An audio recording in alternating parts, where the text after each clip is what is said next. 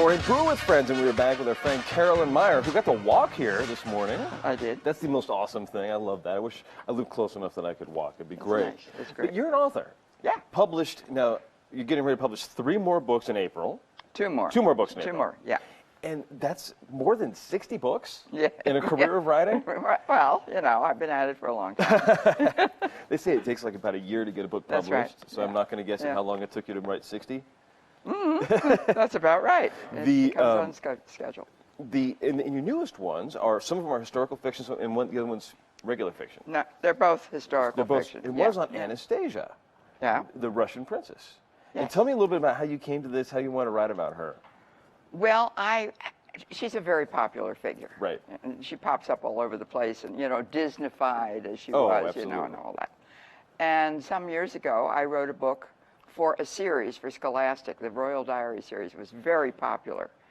And it was just in a diary format. Mm-hmm. In fact, that's my best-selling book. It was on the New York Times bestseller list.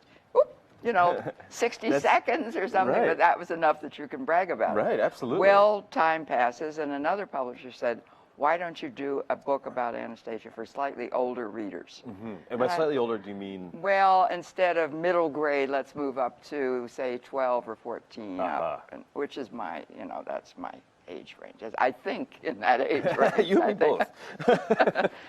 And so at first I was a little resistant to the idea, and then I thought, no, I'd like to do this. This would be interesting to explore other aspects of her life. Right. Give it more richness than I could. So I just know, like, just the basics of her life. Is there a lot of information out there about her? Can you find a lot more than basically what you learn in high school textbooks? Well, she was a diarist, and she kept a lot of notebooks. She took a lot of photographs. That was the habit of the royal family in Russia, the Tsar's family. They all wrote everything down. So there's a lot of great first person. So there's a lot of material, and the idea then is to find it, give it a narrative flow, and find her voice. Well, what is her voice? Is her voice one of a 14-year-old, or is her voice? Well, I tried. Yeah. I tried, and since the book ends when she was 17, just before she and her whole family were massacred. Right. To age that voice, have a sense of how that's going to unfold, and I'm pretty good at that. As I said, I still think like a teenager. Right.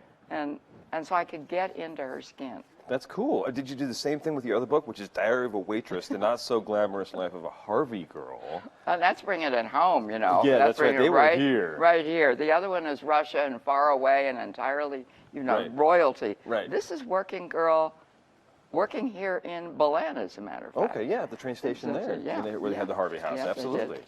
And I tried to do the same things. How would she feel? What would her issues be?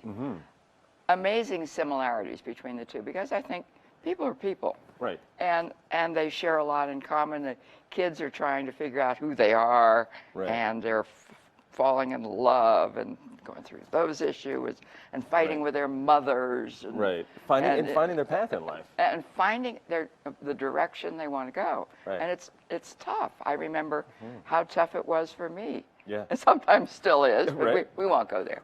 We're all still trying to grow up, I think. I think so. I don't know what I want to do when I grow up yet. Well, yeah. We'll figure it out someday. Let me know. But what is it about that era? It seems like they're both books that take place in the same time frame. Well, more or less, because Anastasia's ends in 1918, and Kitty Evans, who is a fictional character. Yeah, not real. Not real, but based on sort of a composite of what I learned about the Harvey girls. There were 100,000 of them. There's probably a lot to learn. 100,000 of them. It's amazing. Isn't that incredible? Yeah. I think that's just amazing. And we're going to celebrate Harvey Girls Day in May, right? May 23rd. That'll be great. The mayor said so. The governor said so. Must Done. be true. Yeah. Done. Yeah. And a lot of this has to do too with Women's History Month, which is this month. Yeah. And how do you tie the books into that? Is that one of the reasons you're trying to release them soon? Or Yeah. They're going to be released in April. Yeah, it's April 7th. But and imagine having 2 books on the same day. That's never happened. That's amazing. It's so weird. That is very strange. Was that something that No, I had nothing to do with that. The New Yorkers figured those things. For the publishers? Yeah. So how have you been able to make a career of writing? I think all of us are fascinated by people who can do that for a career. 'Cause it's, I just do it. Yeah. I mean, it's every day, all day. Yeah. Is this something you went to school for and something you studied and something you It's wanted something to do? I always wanted to do. When I was a kid, I saw a path. Oh. I did see a path. I wanted to be a writer. Because you had stories to tell? Because I love to read. Mm-hmm. And I thought, this is what I want to do. I want to tell stories. Mm-hmm. But I didn't know how to make that happen. And I think, if you want to be a teacher or a dentist or talk show host, right. You go to school, you learn. You learn certain techniques. And that isn't true for writing. I mean, I took writing courses in school, but that really wasn't what it was about. What was it for you? There was just that drive to do it. Mm-hmm. And I started, I talked about doing it when I was a kid and through college, and my father says, yeah, but you'll better learn typing and shorthand, and get a job as a secretary for a while because you're going to have to make a living, and God knows writers don't make a living. Right. Well, I thought, I'll see how this goes. And you just get into it. I sold my first short story for $25.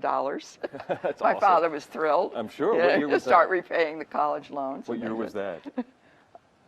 A while back? Back in the 1960s. Very cool. Yeah. And when you sold that first story, though, what was that moment like when you said, this is it. I am so thrilled. Yeah? I am so thrilled. But and what was it about? What was that first? I sold it to Today's Secretary. And it was published in the secretarial magazine in shorthand. Now, your generation probably doesn't even know what that is. Yeah, but there was a time that secretaries took dictation from their bosses in little squiggly things. Right. And there I was. My first short story is in translation. How cool is that? That is cool. Yeah. And then from there, were you able to just say, now this is where I'm going? I kept, by then I was married and I was having children, and let's see how long your nap can be today. Right. That I can get some writing done. Yeah. And it was slow, and it was difficult, and rejection is the norm. Right. And you have to learn to be thick-skinned. But not too thick-skinned, because once you do start publishing, you have to be able to take suggestions from editors and not get your back up and say, well, that's my book and I'm going to do it my way. I know a lot of writers who say, I hate my editor. But a good editor can make all the difference in the world. Makes all the difference in the world. Somebody who can hear the voices that you're working with in the piece. Right. What was your first novel and when did that get published? Well, my very first book was a sewing book for little girls, but because I had 3 sons, and what else are you going to do? Try again, see if you're going to get a daughter this time. The first novel came out in the 1970s. Was it a historical piece like these new ones? No, I didn't get into that until in the 90s, the early 90s. And we've had other authors on the show, and they've always talked about how they get pigeonholed into, you're the person who writes young adult fiction. Well, is that something that happened to you? Yes. On purpose or on accident? It just kind of moved that way. I did write one novel for adults. Brown Eyes Blue came out about 10 years ago. Never went anywhere. And that was very disappointing. And so it was back to writing for young adults. Partly because I had established a reputation. Yeah. And some will call it a reputation, some will call it being pigeonholed. Right. I prefer to look on the bright side and say, I'm known for these books now. So how do you stay in the mind of a teenager, and how do you know what they're thinking? Do you have to take yourself back to that era in your life every single time? Yes. I shy away from doing contemporary stories because I'm afraid I won't get the voice right. I won't say like every other word in a sentence. You got to learn all about Snapchat. You got to learn all about how to use Facebook and all of that for the modern. Yes, that would be a different kind of research for me. It would be in this kind of historical research brought up to date. I'm just more comfortable with historical aspects of it. Well, we're going to be back in a couple of seconds, and we're going to have our friend Carlos Bustos from Bernalillo County here, and he's going to tell us all about how to fix leaks, and it's Fix a Leak Week. So I got a leaky faucet. Maybe he's got some tips for that. Everybody's got something that leaks. Right. So let's have him explain how to conserve some water in Bernalillo County on the Morning Brew with Friends.